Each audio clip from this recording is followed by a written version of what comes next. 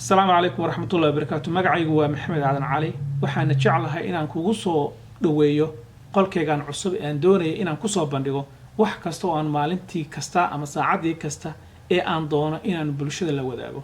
waxay noqon karaan waraysiyo aan sameeyay waxay noqon karaan casharo aan bixinay waxay noqon karaan diiniyan wacdi bay noqon karaan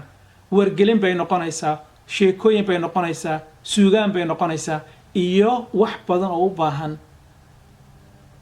caafimaadka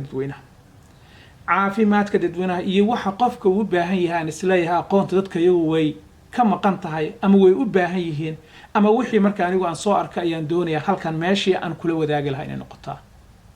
hadduu alla idmo goobtatan waxay noqonaysaa meeshii war iyo wacaal wixii aydan qabin aan idin kula wadaagi lahaa idinna hadduu alla idmo in aad subscription ku samaysaan oo aadna wadaagtaan dadka u qaybisaan si ummaddu ay uga wada faa'iidaysato anigoo gurigaaga jooga adigoo gurigaaga jooga from iridkayga doorkayga to doorkaaga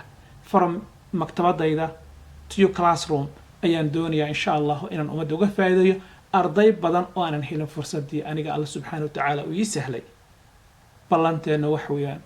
aynu wax kala faa'iidno. Assalamu alaykum wa rahmatullahi wa barakatuh.